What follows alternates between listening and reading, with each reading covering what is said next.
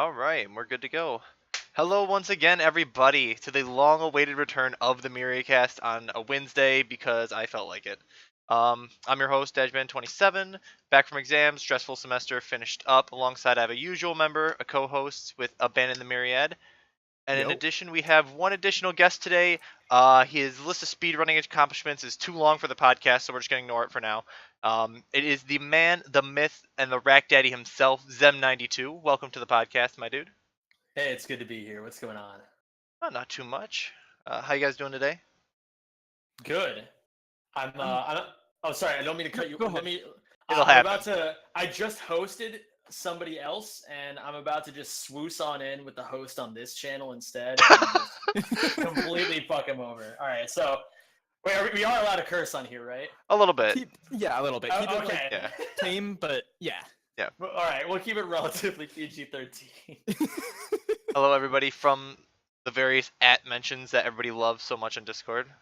If you don't know who I am a little-known streamer, and so is Abandon. And this guy's okay, I guess, at rack or something. So we decided to have him on today. Yeah, something like that.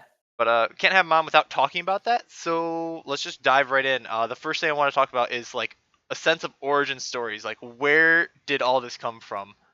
What of Ratchet and Clank? Where did you start streaming? Like, Oh. why Ratchet and Clank, things like that. Like, Oh, you want to know about me? Oh, wow. I wasn't expecting this. I know. Yeah, I don't know. Speedrunning was one of those things that like as soon as I saw it, the first time I ever saw a speedrun, it was I think the first one I ever watched. It was back in high school when I should have been practicing piano, but I was in piano class and I was googling stuff.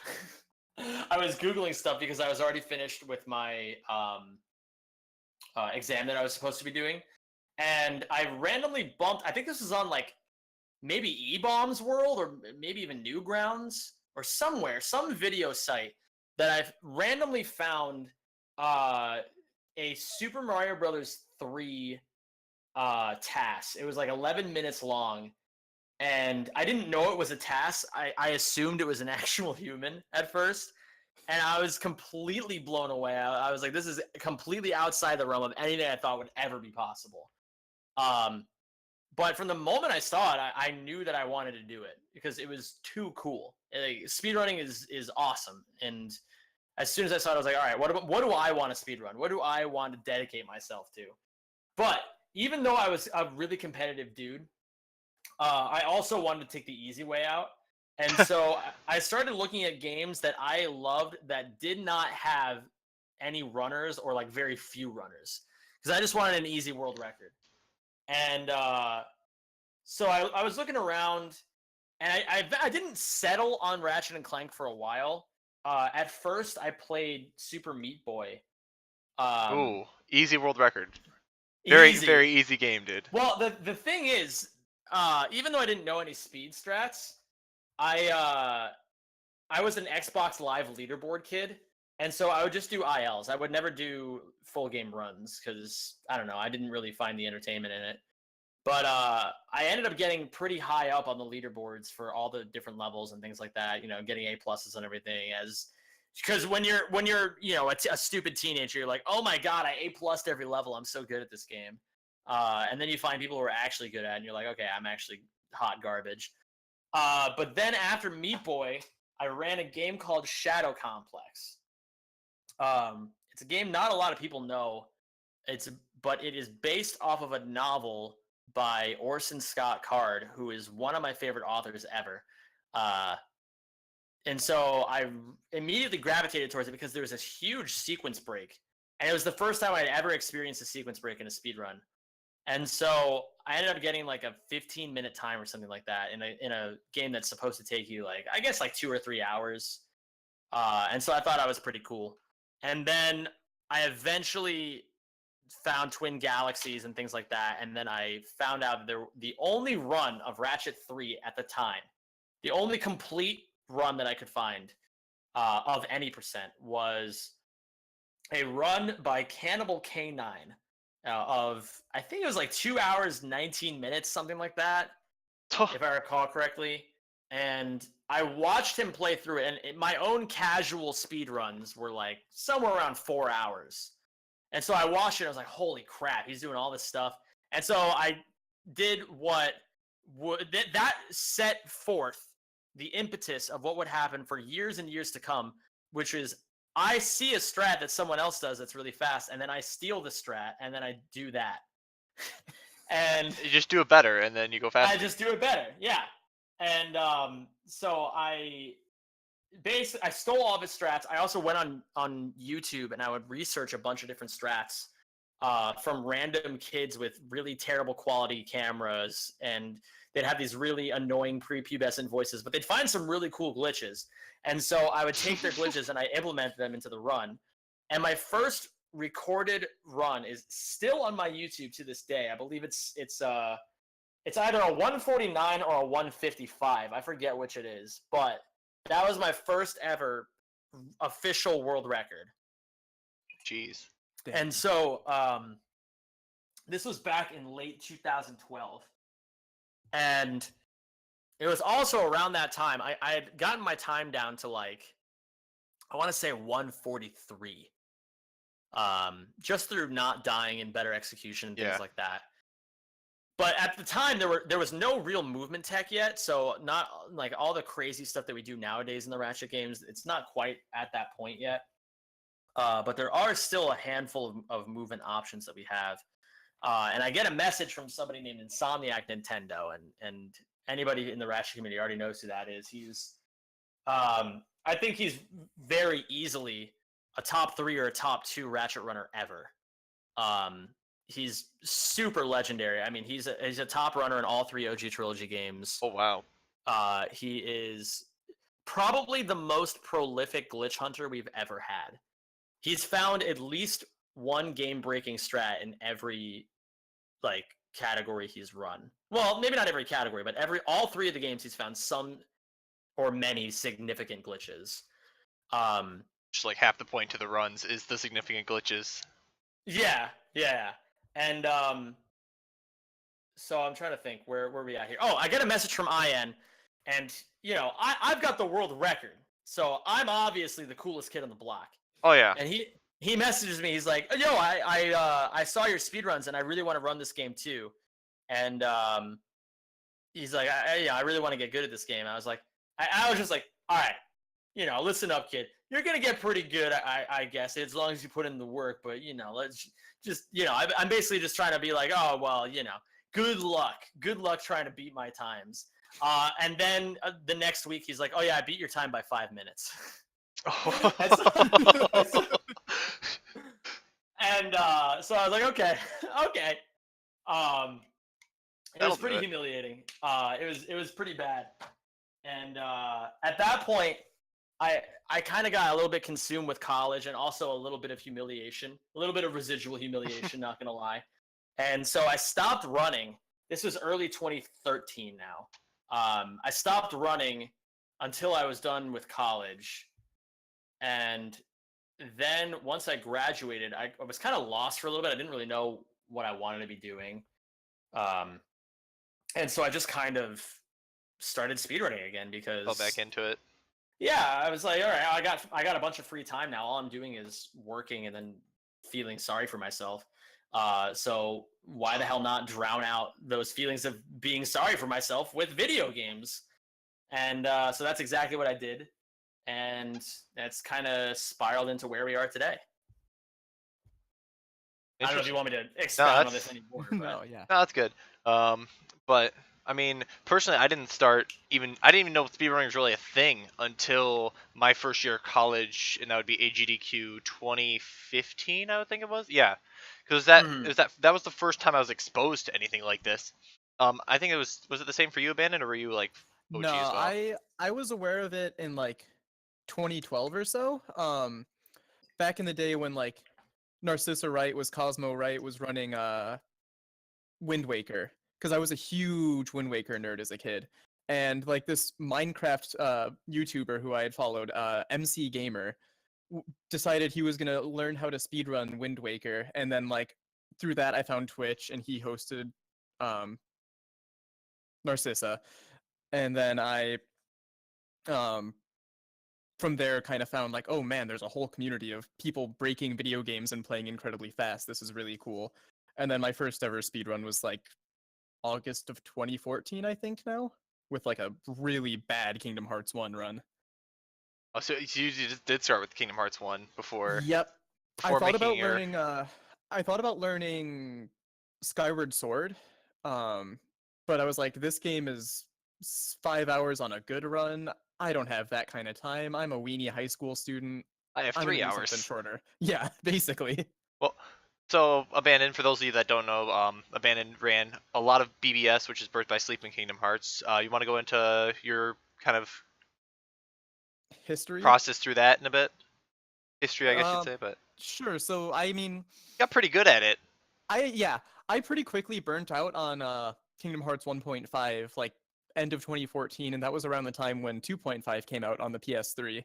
And I was like, okay, I'm tired of 1.5. I want to run something a little bit shorter. And so I picked up Birth by Sleep. And it was actually like the first time I had really finished Birth by Sleep. I later on found my old my old PSP copy of the game and saw that I had like finished one character, but I really didn't know the game that well. I had forgotten all about it.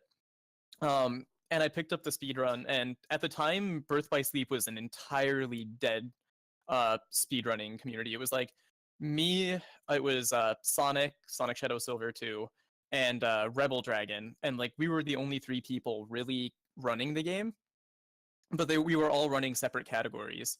And then like Aqua Crit had a pretty big community at times because of tournaments and stuff. But I just started running Aqua Beginner. Took the world record from Adam Timothy Zero, like after a couple months, and then kind of started memeing around with other categories and making some kind of meme categories now that have all blown up a little bit, surprisingly. Um, but yeah, and then Birth by Sleep burnt me out really hard too, which is why you don't really see me run it as much anymore. It ended with the death of a controller. Those are the good days of the old BBS rage. Abandon. Yeah, the good old salt. Yeah, yeah. I also came from Kingdom Hearts. For people that don't know, I had seen the run at AGDQ 2015 that really brought a lot of people into that community. I'll say. Because that's one of the points people like to point to of like a big explosion of runners of the games. And this was BB's run, right? This was a 3-way relay between Riz, BB, and Biscuit.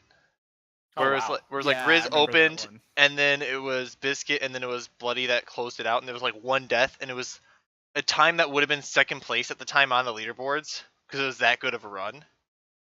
Where I think like the only death was like in Ansem, the tower fight near the end of the game, but that was like the first Dang, dude. exposure I'd had to speedrunning because my friend had mentioned the marathon that was going on because that was when GDQ was starting to blow up, and I tuned in for the run because I liked the run even though it was at but o'clock in the morning, and yeah, it was really cool. And I was like, I can do that, and so I did. Except I didn't realize that PS3 is really really slow and has over an hour and 40 minutes of load time compared to PS4 now, and was awful. But it was great, and I always like to refer to myself as the definition of mediocrity in speedrunning because I was never anything like amazing, because I just never had to put in the time to be like the top runner. But I hover around like the mid 20s spots in most of the leaderboards for 1FM and 2FM, and since have done a little bit of SMRPG work and am now looking into another terrible idea.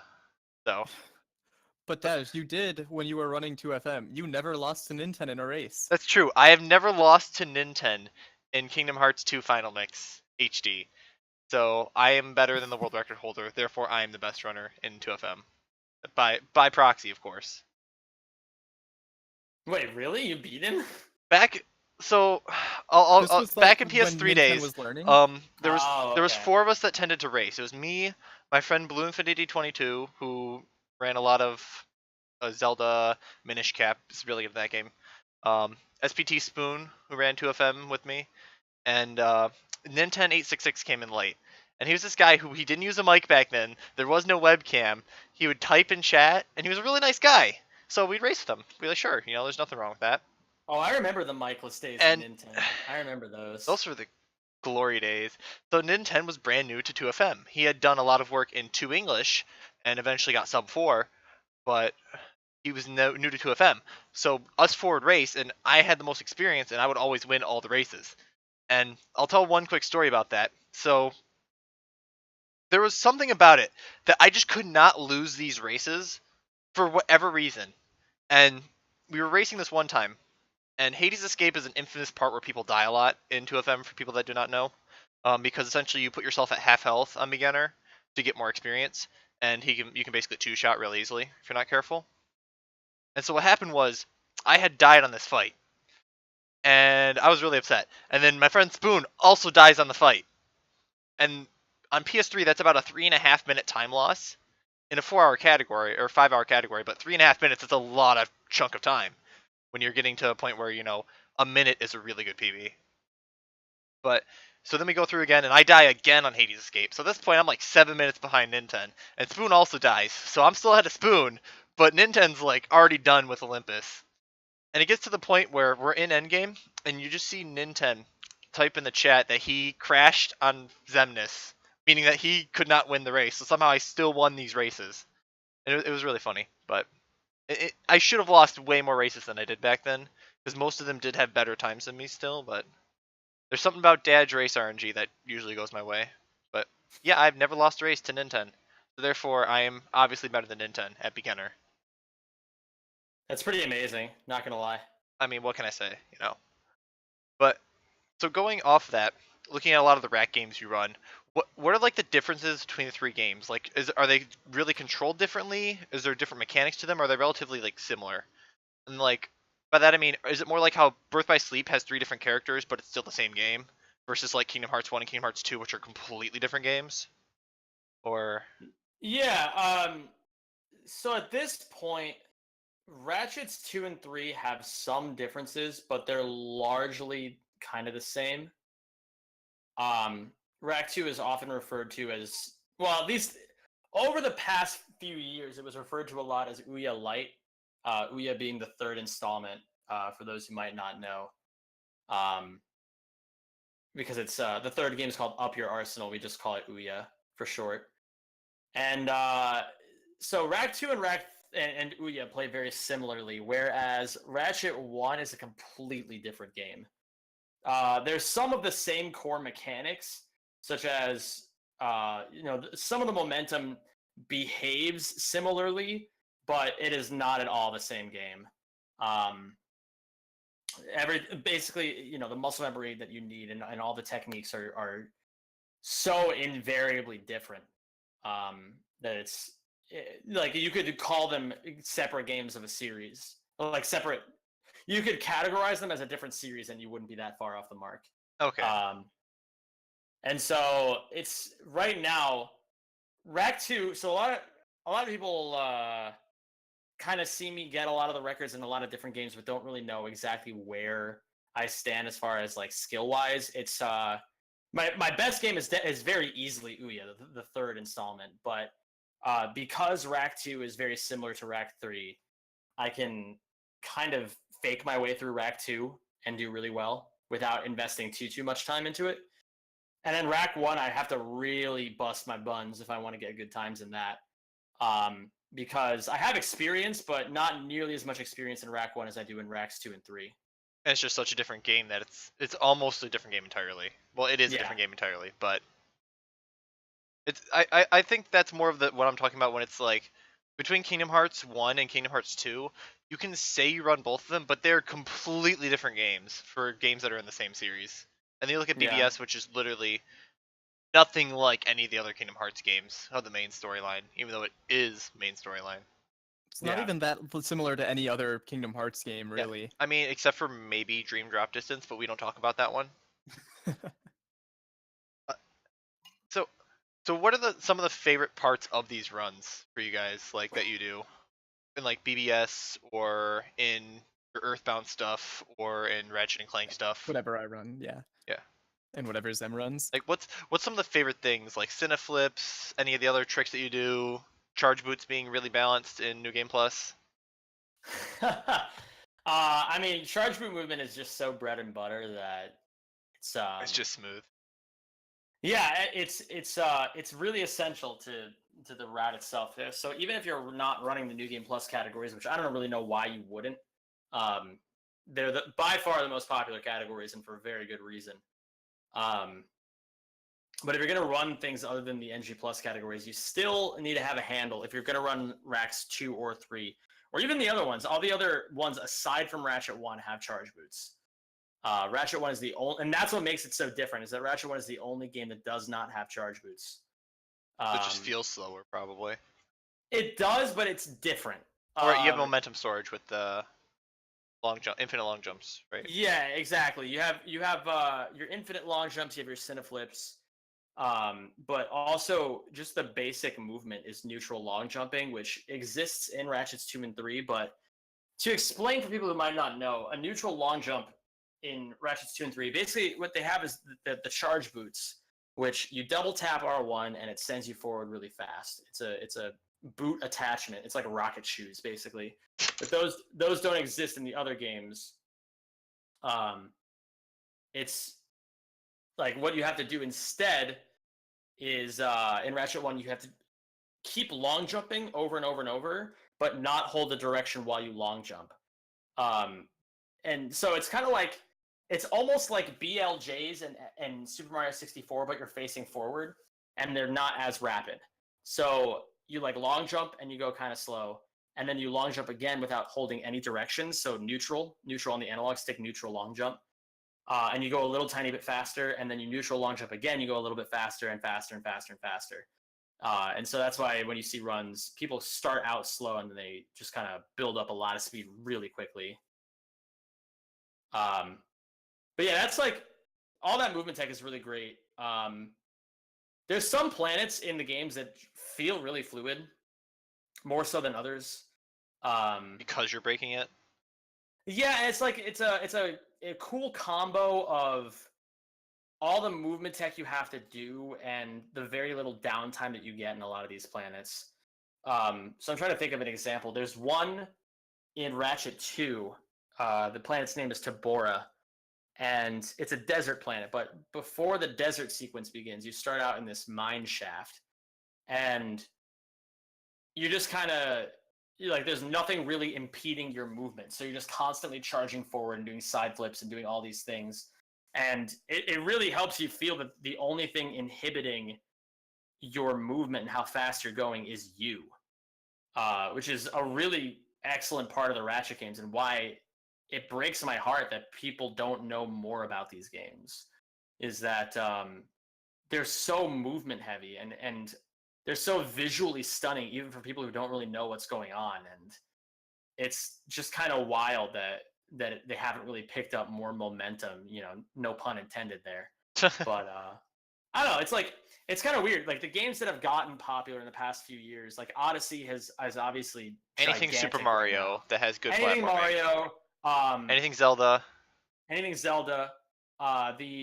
I'm thinking the realm of other platformers, like SpongeBob has gotten really popular. You go into the realm of difficult games. You like your I Want to Be the Guy fan games, your Speed Souls games. Those ones pick up traction because of difficulty more than actual speed. But yeah, and it's just like there's this trend of the platformers that have gotten popular, while they're really cool, like, there's nothing that really makes them inherently better than the Ratchet games. And so we're kind of left in our community just scratching our heads wondering what the hell's going on. Like, I don't know, we're trying to figure out what we have to do to make these games more accessible, or more, just like out in the open. I don't know, we're really, it comes down to content, I suppose. But there's only so much you can, like, you can only meet people so far before it's just like, all right, well, I don't want to do 100% of the work here, but you kind of have to. I don't know.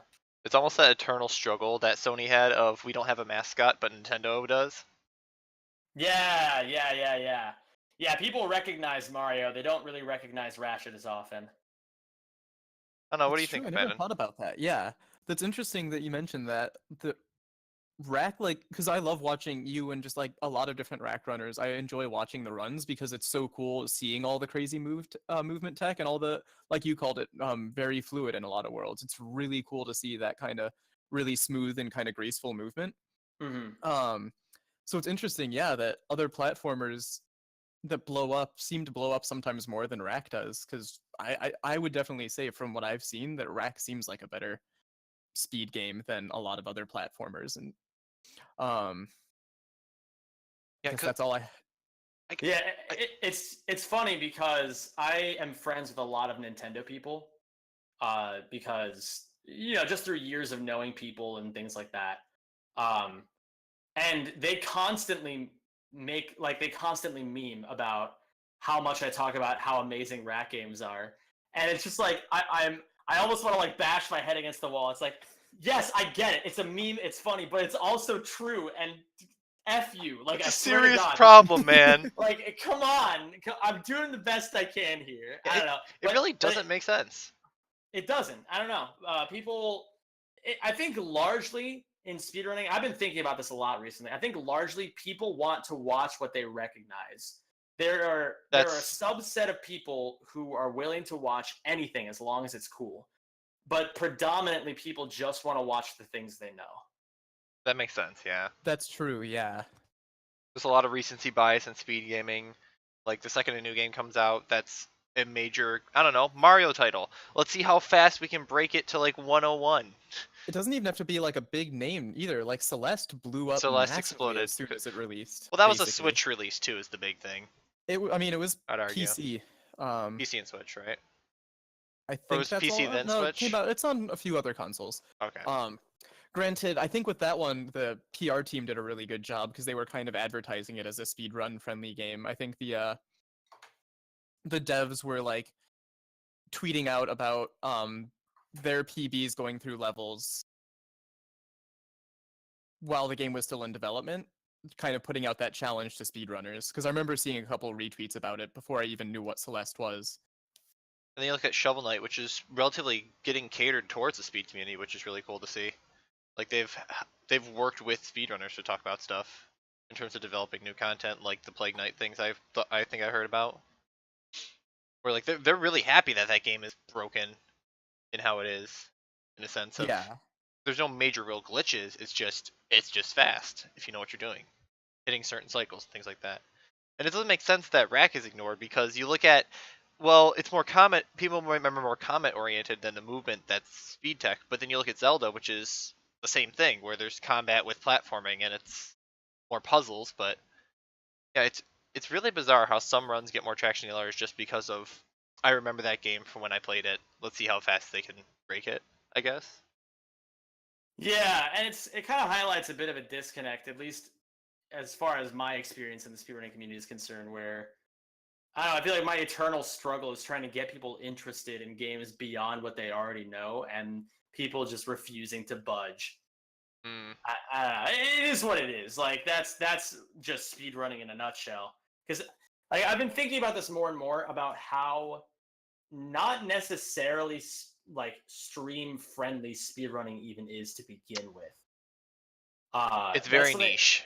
It is. It's incredibly niche. Way more niche than I think a lot of speedrunners are willing to admit to themselves, um, which is kind of unfortunate.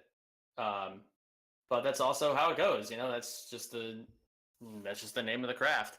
It's hard to be. Um, It's hard to be. It's hard to gain traction in terms of streaming population as a speedrunner if you're not A, really good, or B, really lucky in that things of like your run was good enough to get into GDQ, so you got a lot of publicity that way kind of thing, or you know people that are well known to assist you, I guess. But yeah, I mean, and even then, there's still like a 1% thing going on there where a lot of the people who gain a significant amount of traction from GDQs, you find them being the people who had some sort of either meme-worthy run or really outstanding run for some reason or another.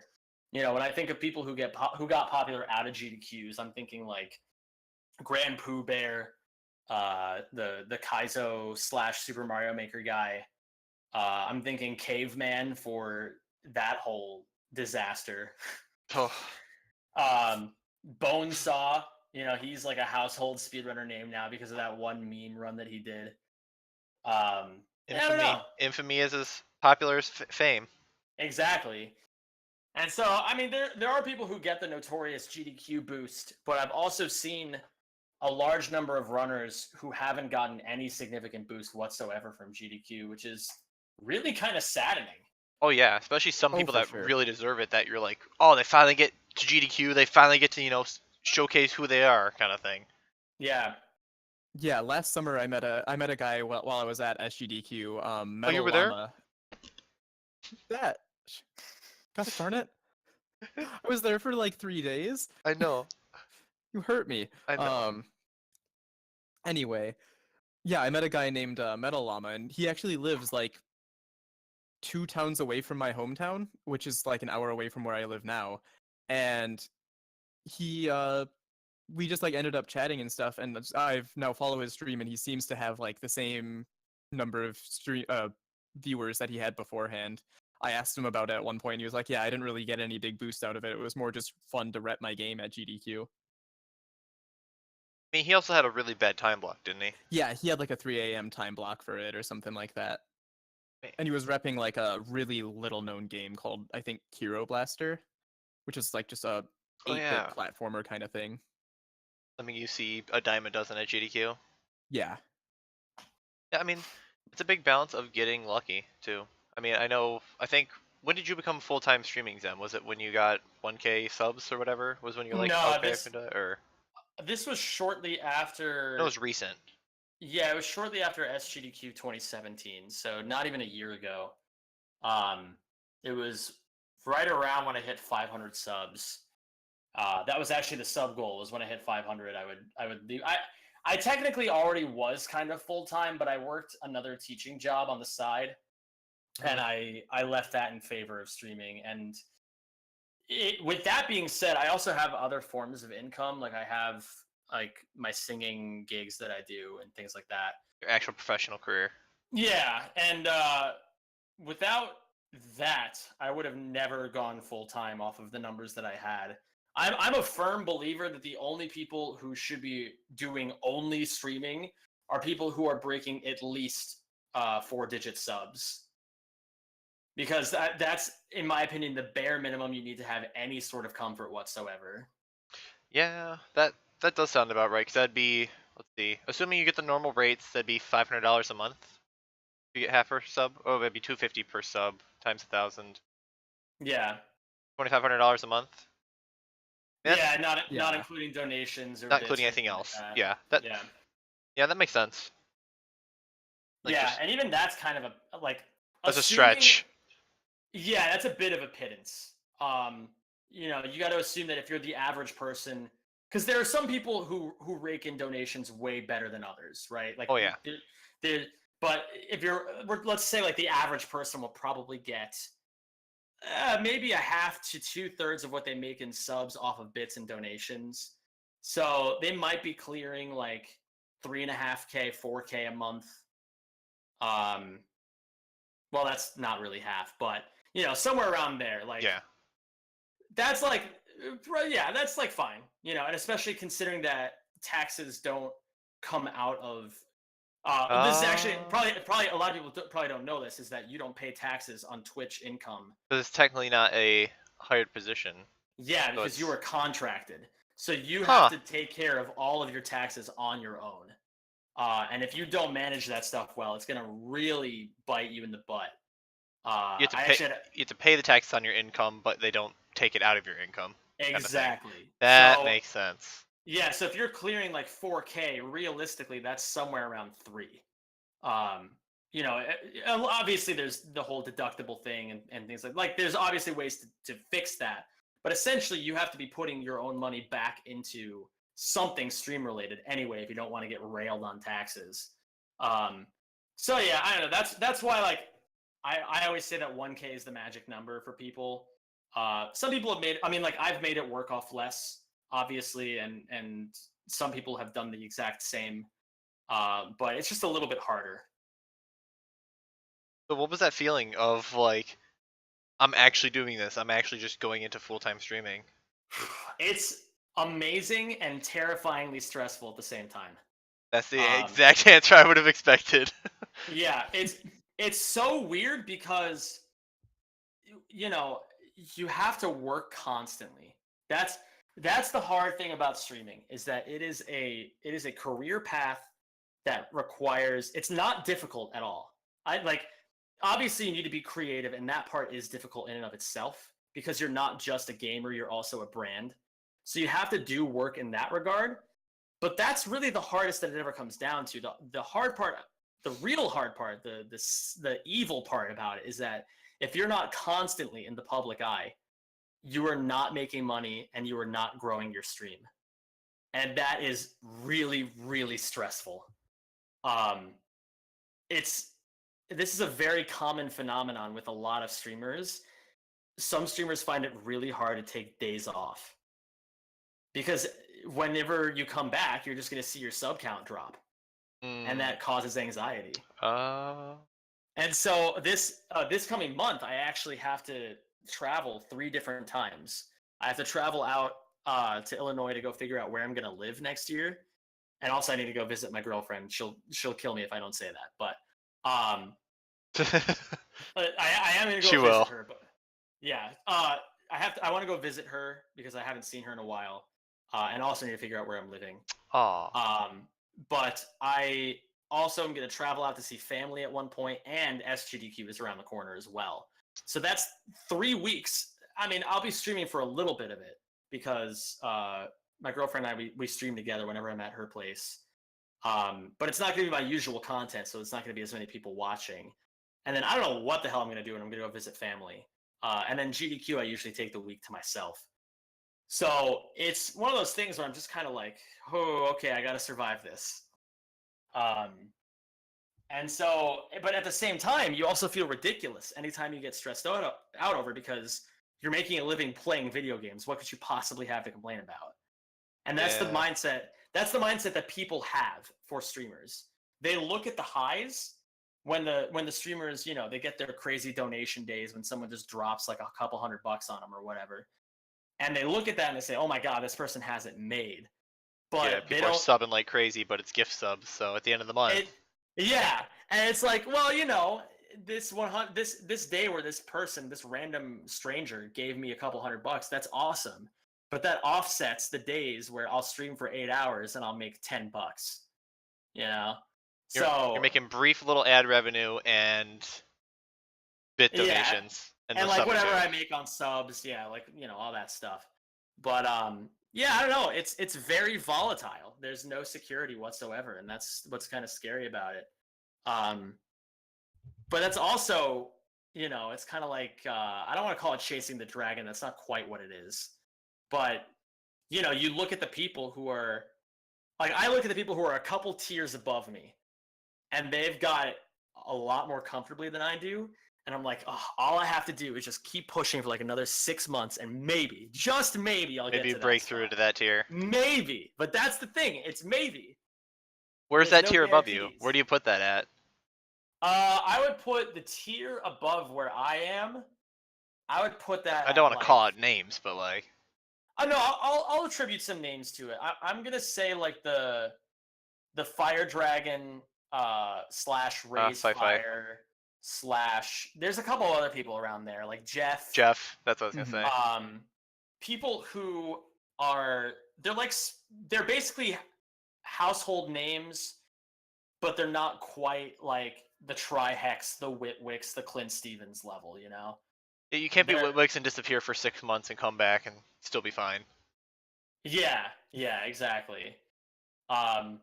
So they're definitely like a tier or two above where I am, like the first group that I mentioned. But even they don't have it necessarily easy. But the reason I started thinking about this is I was watching Mango's stream, the Melee player, and he has 5,000 subs, and that's like his big thing, is that he calls himself Mr. 5,000. And he's just like, yeah, it was really hard for me when I first started out, but now I just turn on stream and people just give me hundreds of dollars. So I have it super easy. I don't know, I feel, as any person does when they're in this position, you're doing all right for yourself. You're like, oh my God, I must be so close. But not everybody gets there. Mm-hmm. And that's the harsh reality, is that an exponential curve to get there. Exactly. Yeah. So I've been thinking about that a lot recently for my own stream of like, what the hell am I going to do next? How the hell am I going to keep on growing? And especially with heading to graduate school this summer. I don't know Balancing how that's that. going to affect things. Yeah, it's going to be tough, but I don't know.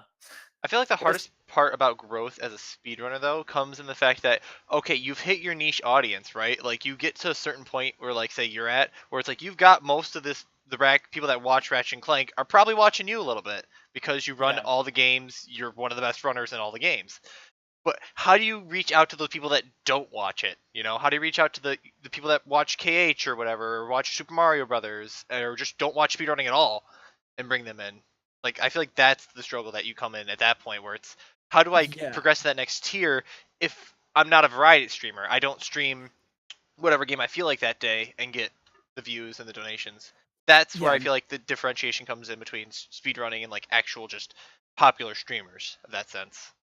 and there's the issue I also see happening a lot where if you are kind of known for streaming like Zem, you're known for streaming rack games. Like, do you get like an effect where if you stream something that's not rack, your view count drops off? Because I've definitely seen it happen with like a lot of kind of smaller, like mid 50s or higher streamers where like if they're playing their game, they might get up to 100 viewers. But then when they're playing like Fortnite or something like that, they'll drop down to maybe 20 viewers. yeah. I'm kind of lucky in that regard, where a lot of what I've built has been off of like a brand centered around myself. And so even when I'm doing things that aren't desirable, like right now I'm running Rack 2 NG Plus, which is a really grindy, really annoying, very reset Reset heavy heavy. category. Yeah, that's the big thing. It's reset heavy, and so not a lot of people want to watch it. But even then, a lot of people will turn out just to see me, like just to be a part of the community and like hang around and things like that. So I am lucky in that regard. I think sometimes I'll drop to I think recently I did a marathon where I beat all of God of War, the new one, in one sitting. Oh yeah, Um, that was. Whew. and there was one point where my stream was like somewhere around, I want to say 80 viewers, which is a little less than half of what I normally average. Like I normally average somewhere in like the low 200s. Um, but then it was basically because my entire demographic went to sleep. And then once I got like this host from Tushi and everybody started waking up, everybody hung around for like the final parts of the game. And I was kind of chilling around like high 200s, like low 300s even, which was kind of wild. But that's just because I think a lot of people were asleep in the prior stream they were in before I got rated. Um, but I think that's crazy, and that's something that's really kind of phenomenal to me in the worst sense of the word, where um, the example I've been using has been cheese, where everybody knows who cheese is if you know speedrunning. On the off chance somebody doesn't know who cheese is who's watching this, he's the Xem94 guy right now.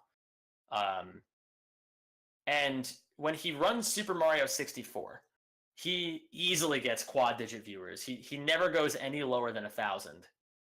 Sometimes, especially when he's on a run, he'll even skyrocket to like 2, 3, 4,000 people. Uh, then when he plays PUBG, 60 viewers, like no more than that. Like it's such a drastic drop, and that blows my mind because it's such a Nintendo thing. Nintendo speedrunners are Nintendo speedrun audiences are probably the most unloyal viewer base I've ever seen of anything. They only care about the one game that their streamer is playing. And if they play anything else, they do not care at all. It's kind of amazing, really. That's gotta be like the Um, true fear of like a streamer is yeah, like because and that because you need to play one game to get an audience to begin with usually is like the yeah, general thing, and then once you have that, it's like well I can't always play this game forever, but if and I branch that's out, screwed. yeah, that's the one good thing about running niche games is that oftentimes the people who are there really, really, really care. They're there because they want to see the game and they stick around because they like you. And that's kind of how the Ratchet community has built up because we have a lot of really great personalities in the community. Um, And so I don't know. That's like really the one saving grace is that the same people will come by time and time again. And obviously everybody has lives. Not everybody's going to be on Twitch all the time, but the amount of people who come into my stream and they'll say, "Oh, Zem, sorry about not being here for a while." It's kind of endearing. Where I'm like, you don't owe me anything, right? But they feel like they're a part of this special community, and that's what's kind of really cool about it. That's the double-edged sword. Is that on the one hand, it's so hard to build yourself on a niche game, but at the same time, when you do, the reward is so palpable. But at the same time, that's the trade-off where Nintendo people get the viewers, but they get no loyalty. The niche people don't get the viewers; they don't get anything else, but they get loyalty in spades. And The struggle. I don't know. Yeah, that's the struggle, and that's why I keep saying that's why I keep trying to think about this mindset that I've kind of adopted, where I'm trying to think about whether or not streaming or speedrunning really is a good thing to speedrun long term. And I think that's kind of the point where a lot of these people, like the Witwickses, they get to where Witwick's got super popular running I Want to Be the Bashi, and then he started running Mario Maker and blew up. And a lot of people gave him crap for that, but it's like, sometimes you got to follow the money. I mean, look at it. He's one of the most popular streamers on Twitch now. Even And then, it's a lot of his personality too. Yeah, which I'm not a huge fan of his personality. I never really got it. That's fair. But clearly people do. They think he's funny. I mean, he's a very deadpan kind of guy. So I get it. Like, to me, it kind of comes off a little Douchey. Yeah, it does come off douchey. That's a good way of putting it. But I could get why people like it. It's the same sort of thing with why you see Caleb Hart. He's super popular because he's like the machismo dude, and people are kind of drawn to that. No matter, like, I don't know. I don't really get it either with him, but a lot of people do. So I think a lot of it comes down to how you build your brand, you as a person, and how you grow as a person as you're growing your stream. And then also, I don't know, just like how you want to move forward, like where you see your, like, I don't know. I guess like the one thing I'm about to do is I'm going to have an honest conversation with myself where I try to figure out, like, where do I see the stream going in 5 years? Cosplay the streamer. Yeah. Yeah, I'll be the I'll enter the trap battle with Sneaky and Boxbot. Yeah. I mean, I saw the Twitter poll you posted the other day that was very mixed about streaming League on Xem92. Yeah. It was like 49 to like 43% yes to no. Yeah, and that's the thing is, no matter what people say, I do want to experiment more, and I want it to be a speedrunning based stream. My dream would be to have a stream very similar to Trihex's, where it's still built around speedrunning and it's still very much attached to the speedrunning community, but he can do his own thing and people still love watching his stream. I think mine would be a little bit more oriented towards the skill aspect of speedrunning, because I know Trihex I hate to use the term casual speedrunner because I think that people find that term really offensive, but he kind of is a bit of a casual speedrunner. Where it depends where you use the word casual, but yeah, go on. Yeah, I mean, he runs Odyssey and he does take it very seriously, but he's also not going to be putting in 12 hours a day trying to improve his time. He's going to do his thing and then go live his life. And then that's going to be enough for people, and that's totally fine. I want mine to be a little bit more competitive, but I think a balance closer to what he has is exactly something that I would want in the future. But yeah, I don't know. That's just me kind of shooting out idea. I'm kind of using you guys as a vocal backboard. No, that's good. Oh yeah. But I don't know. I think this is a conversation more people need to be having, because there's a lot of stuff people don't realize about this that I think would be very eye-opening for both other streamers and viewers alike. So, yeah. No, it's a very interesting point on, like, because it's hard for us to see from your viewpoint as really small time guys who just do it more for like casual or for fun. I would say. I hate using that word casual now because it's such a derogatory term in the speedrunning community to use the word casual. For some reason. It's like I mean, you can casually speedrun, but there's also casuals who are just the people that watch, in a sense, who just play the game normally. And You know, sorry, I don't mean to cut you no, off, you're but good. that's so funny to me about speedrunning, and that's another reason why speedrunning it has such a hard time becoming popular on Twitch. Is because the actual mindset of speedrunners is so terrible. It's so bad. Oh my god, yes. Oh yeah. The amount of times, like nowadays, I embodied the whole sellout thing, but the amount of people who are getting angry at me for pushing for subscribers and pushing for like donation goals and things like that. It's your job. It's my job. I need to pay my rent. Exactly. But I think that's because the speedrunning audience is so much younger than any other audience out there. I mean, not necessarily every audience. I mean, Fortnite is full of middle schoolers, but The Call of Duty of battle arenas. yeah, you see this thing where it's like the huge part of the demographic is people who are maybe 15 to 21, people who don't really have that world experience yet, and they don't understand what it means to have to work to just pay your bills sometimes. And I've had to express that to people where being a full-time streamer has kept me speedrunning, where people are like, oh my god, well, you should do it because you love it. It's like, well, I do love it, but I also, if this weren't making me money, I wouldn't be pouring like 6 to 8 hours a day into it. You do it once a week, twice a week, maybe. Yeah, I would find free time to do it every now and then, but I don't know. That's really about it. That's basically the situation I'm in, where it's like I had college, so it's like, I mean, I can stream when I can, and if I don't, I don't, for like a month at a time, because I just either can't get around to it, or the motivation aspect, things like that you run into. And honestly, streamers who are in college who focus more on streaming than they do on their own studies make me angry. I think one of the only exceptions might be Shift, or like people in his sort of position where his stream makes him quite a bit of money, and so he like that's totally justifiable, the amount of time that he puts into it in my eyes. But people I think who are trying to grow a stream and also be a part of college, whenever I see them grinding on Twitch for hours and hours every single day for weeks at a time, I roll my eyes, because I'm just like, these are the years of your life where you need to, one, focus on the people around you, because you're not going to get that back anytime soon, or ever.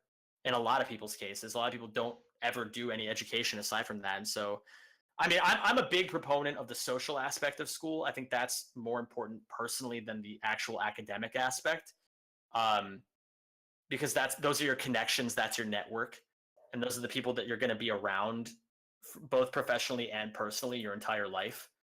But also, I mean, I don't know, you're not growing as a person if you're on your stream all the time. I'm a performer for outside of Twitch, and I had an acting teacher one time who told me that in order to portray a life on stage, you need to first have one in real life. And that's such a huge thing, where in this game where we've basically come to the conclusion that you need to have a really good personality to draw people back if you're going to do this very niche thing, is that if you don't have any personality or any life experiences to go on, what are you going to do? Well, there's no stories to tell. There's nothing to do to entertain other than just exist. Yeah, exactly. So I don't know. I completely agree with the way that you've lived it, where streaming has been on the back burner, because you're always going to have time for that after you graduate. No matter what job you're working, at the end of the day, the majority of people work a 9 to 5, and once they leave work, they never have to think about it again. So they can just come home, stream a little bit, or like play their game, or do whatever the hell they want to do. And then at that point, you can actually organize your time and not feel stressed or pressured to do these things. Whereas right now, there's some people of the younger demographic who are like, oh my god, I gotta stream all the time, I gotta grow this thing, I gotta like, it's my only chance. yeah, this is it. It's like, no, I didn't start streaming until, like, seriously, until I was 22, and I don't regret it for a single second. It's also the time thing, It is. It's And gotten big in the obviously, past. 5 years, you'd say? Twitch? What's that? Twitch has exploded in what, the past 5 years, maybe? Oh yeah, definitely. Like, And I I'd say think 8, since like I was in high school probably, so. and the people don't realize right now it is easier to grow a stream than it's ever been, and it's only going to get easier. But obviously, you have to start it at some point. But it's easier to grow a stream. It's harder to break out. That's the trade-off.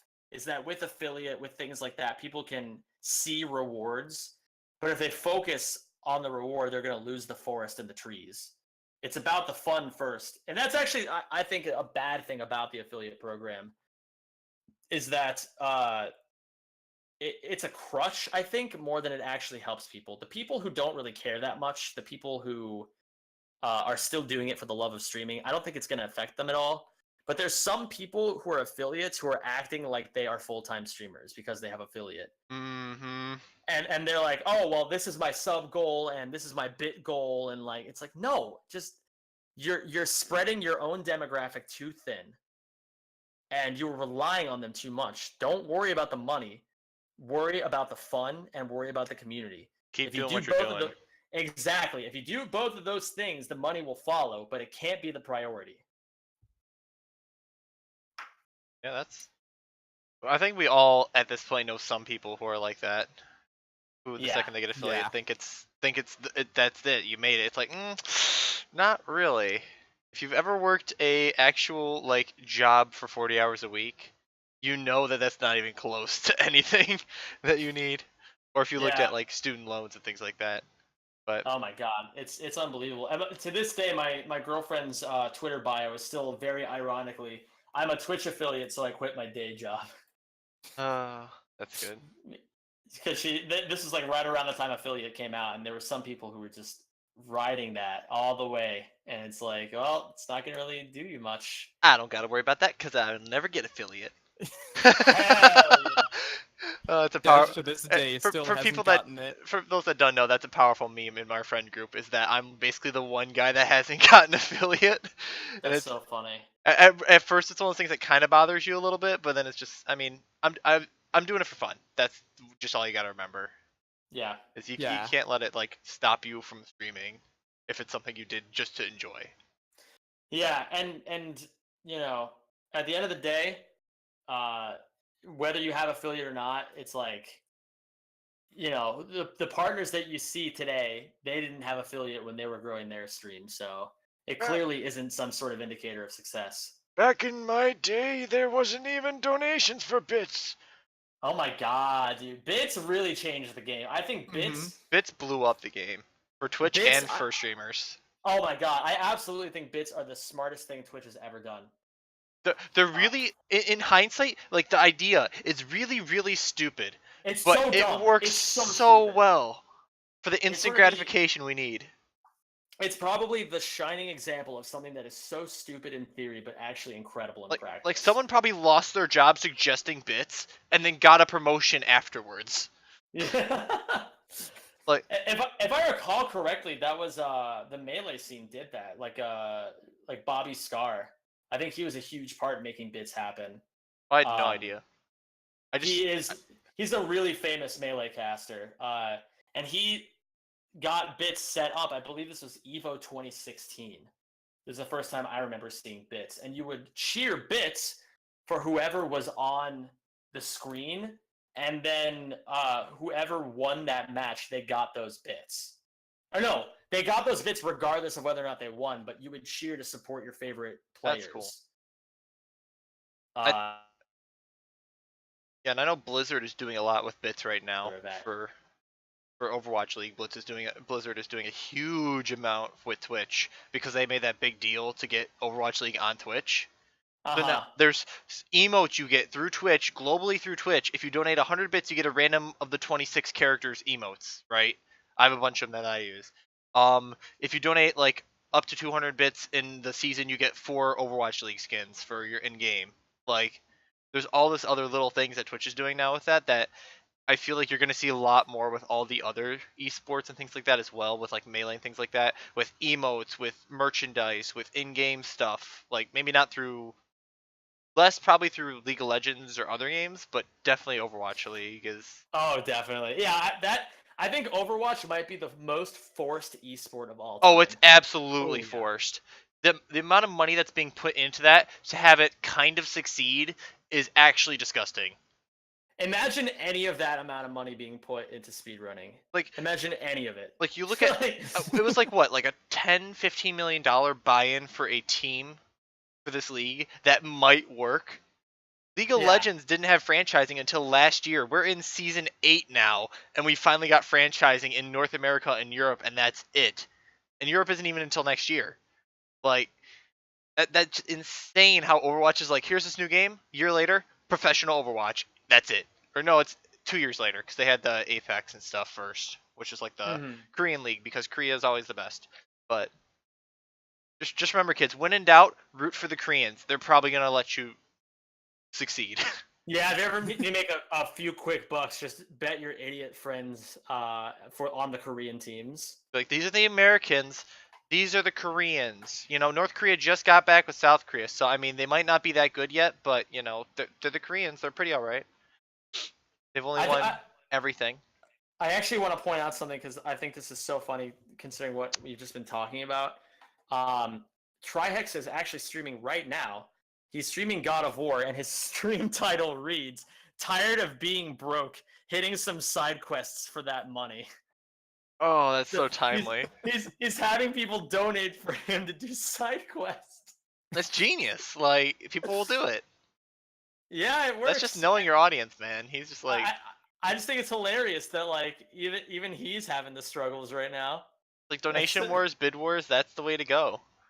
It's true. That's what you did during the God of War thing. It was like Rack 1 NG plus versus Rack 2 NG plus or whatever. Oh yeah, I've been doing that. Oh no, APB for a long time. I've been like, because you know, with only 500 subs, I had to do something, and so for the past like, I haven't done it the past couple of months because I was too busy, but I always do at least one subathon every month. That's smart. And and on top of that, like, these are two things you're probably gonna do anyways. So why not have them decide what you're gonna do? That way you don't have to play the same thing, grinding and grinding and grinding and grinding and grinding. You can actually switch games that people want to watch, which they're showing with that they're willing to donate to watch this other game. Yeah, like, it gets people excited, and it kind of gives me hope in the future, knowing that even though nobody cares about Ratchet 2 New Game Plus, that they'll at least watch me do other things. Yeah, there you go.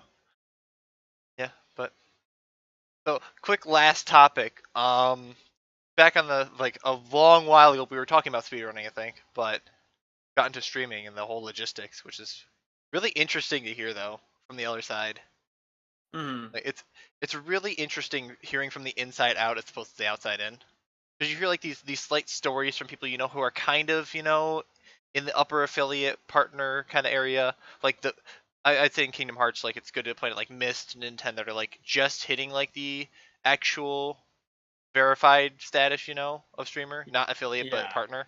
But like what makes a good speed game in general? Like what even makes these games interesting speed wise? Is it the speed tech? Is it like the combat stuff? Is it the difficulty? Is it just like everything depending on what you're trying to watch? Like, is it just the name brands like we said earlier, where it's like it's Mario and it's fast, therefore I'm interested kind of thing?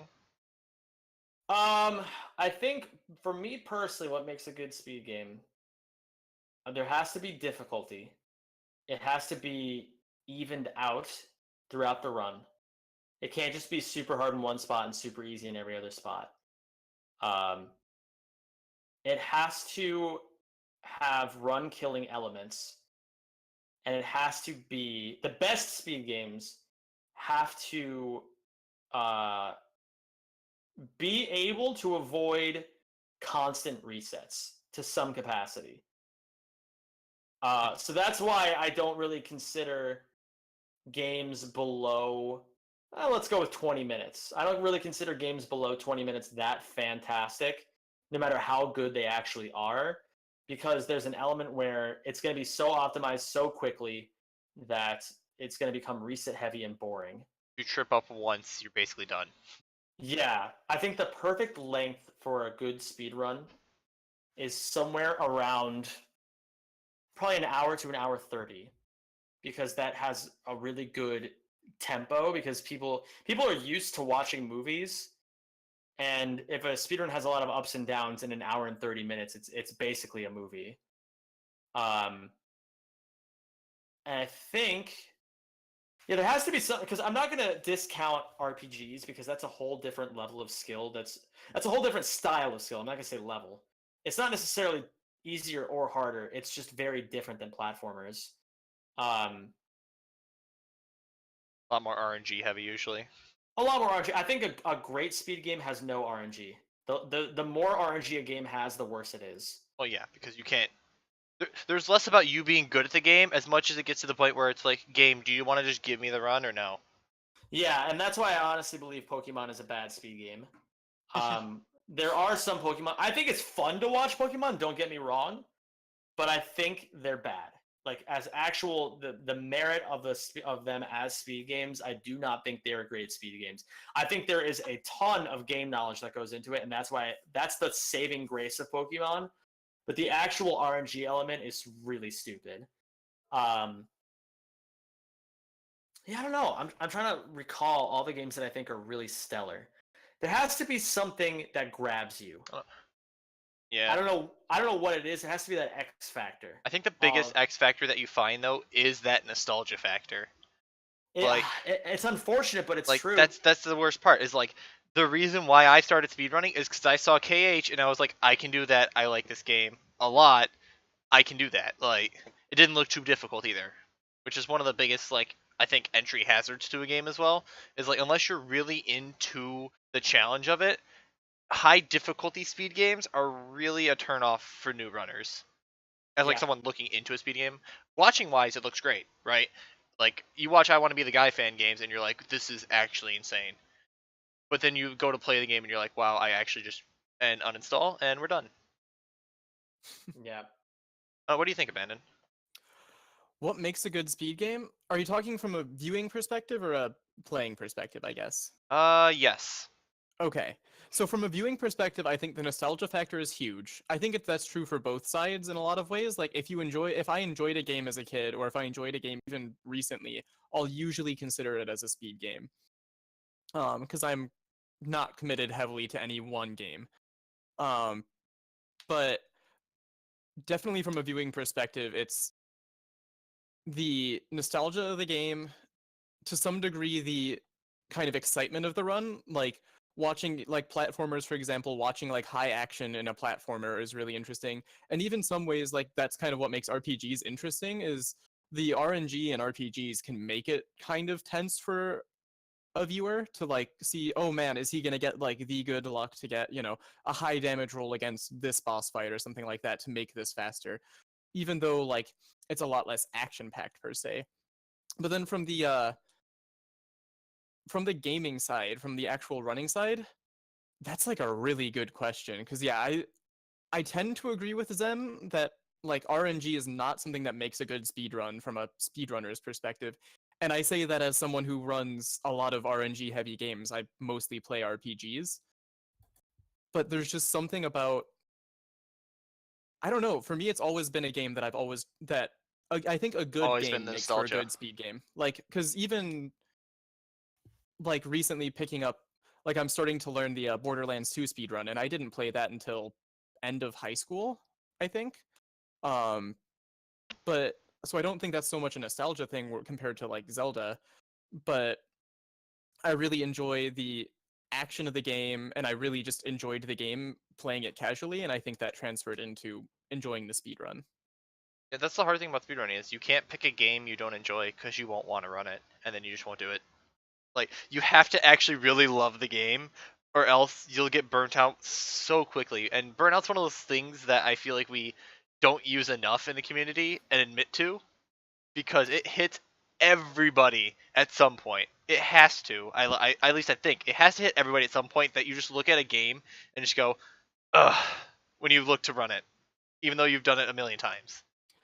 Yeah, that's one of the things I always, when I see someone who's like, hey, well, like someone jumps into my stream and they're like, hey, I'm thinking about learning this game. Do you have any tips? And I usually immediately say, make sure you like the game. If you don't like the game, you're not going to like spending hours upon hours playing it, because that's really what speedrunning comes down to, is just playing it for hours upon hours, even once a week. It's a grind.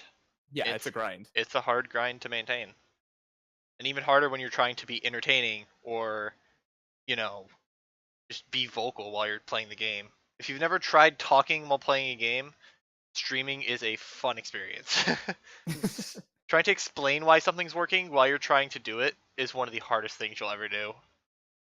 Which is why usually in a lot of the high technical GDQ things, they'll be like, hang on, give me 1 second. I'll explain this afterwards. Or that person will explain it while I do it. Some of the stuff is just like, I need my brain to be 100% on this. But yeah, and that's why people, I think it's so funny when people expect GDQ runs to be world records. It's one of my favorite things is somebody's like, oh my god, it's like that you know that SpongeBob moment where it's like this moment in SpongeBob where somebody says, hey Zem, I think you're gonna get world record in your GDQ run, you're playing really well, and then I go, hey, I doubt it.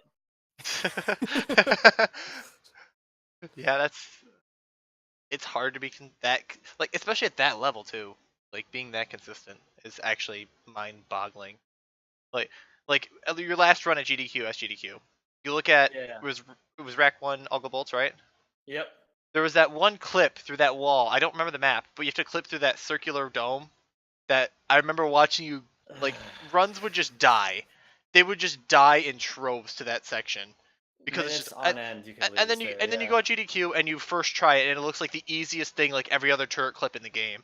And it's like, nobody here understands how insane that is.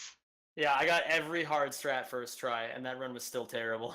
Like, nobody understands how insane that is, and then to do that consistently, and to try to get a world record pace with 100 other things having to go right, is just, it's actually absurd when anything goes world record pace at GDQ besides the meme games that are done.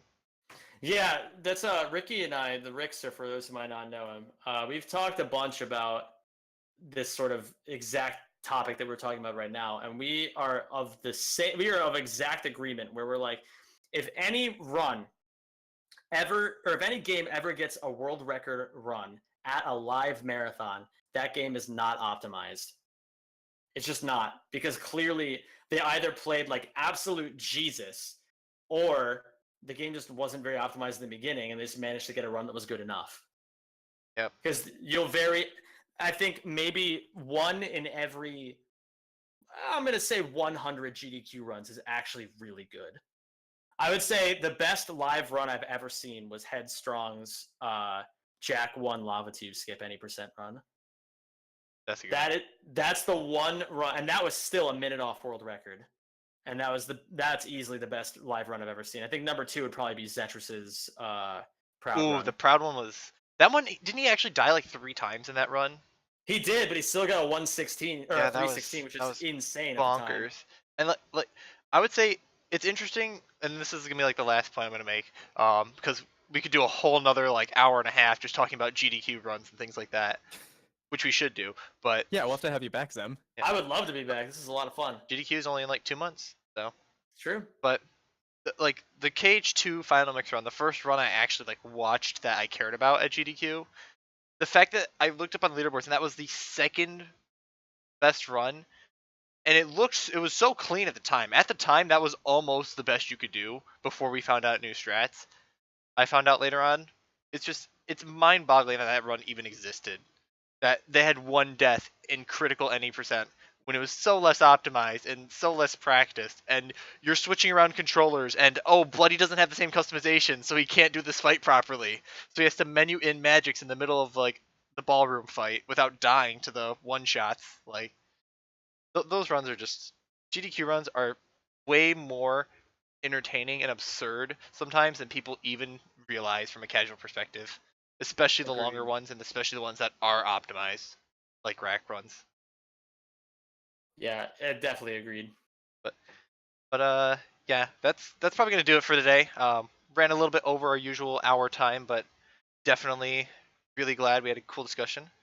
So just a last plug here. If any of you guys like marathon style gaming fundraisers, that's really convenient because on June 15th, starting at 3 p.m. Central Time and going through the 18th, we will be hosting a marathon here. It'll be the 10th Myriathon. will be Myriathon Assist supporting Direct Relief Charity. So if you're interested in checking us out or helping out with the marathon, check out down below. There's a Discord link.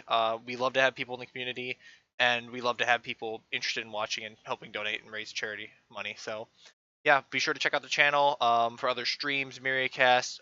Assume we're going to be releasing a games list on the Twitter and a schedule for the Myriathon. So yeah, that's That going should to be do it. coming about next week, around next Thursday. We've got our kind of organizational meeting next week, and after Yeah. that, we should be announcing pretty quickly. Exciting stuff. So once again, thanks for joining me, Abandon, and especially thanks to Zem for coming and taking time out of your day for this. Hell yeah. So yeah, love to have you back, and well, thanks for watching, guys. Have a good one.